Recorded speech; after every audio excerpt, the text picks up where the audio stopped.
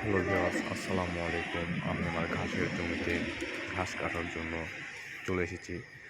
আজকে কিছু গুরুত্বপূর্ণ কথা আলোচনা করব। যারা গরু পালন করে লাভবান হতে চান তাদের জন্য সবচেয়ে গুরুত্বপূর্ণ একটি বিষয় নিয়ে কথা বলবো। সেটা হচ্ছে নেপিয়ার ঘাস চাষ ও গরু পালন।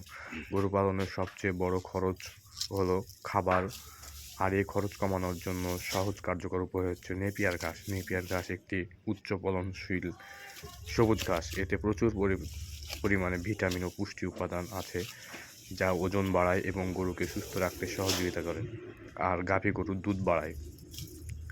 নেপিয়ার ঘাস খুবই সহজ চাষ, উর্বর ও পানি নিষ্কাশন ভালো এমন জমিতে এই ঘাস লাগালে ভালো হয়। আর এই ঘাসের চারা বা কাটিং লাগানোর দূরত্ব 2 ফুট বাই 2 ফুট রাখলে ভালো ফলন পাওয়া যায়।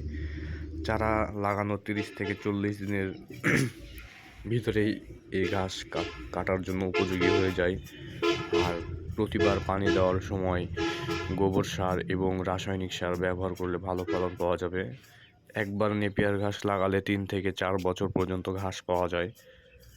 প্রতিদিন গরুকে তাজা নেপিয়ার ঘাস খাওয়ালে হজম শক্তি বাড়ে, বাইরের খাবারের ওপর নির্ভরতা কমে যায়।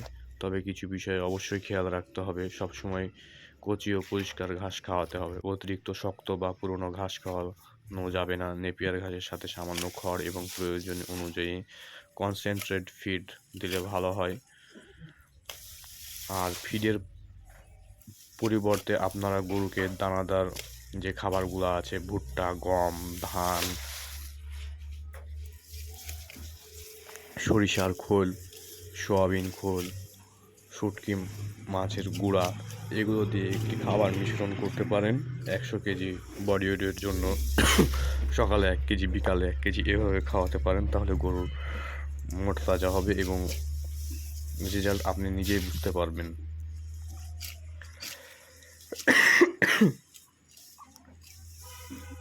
বর্তমান চারার এত দাম যে গরু পালন করাই যায় না।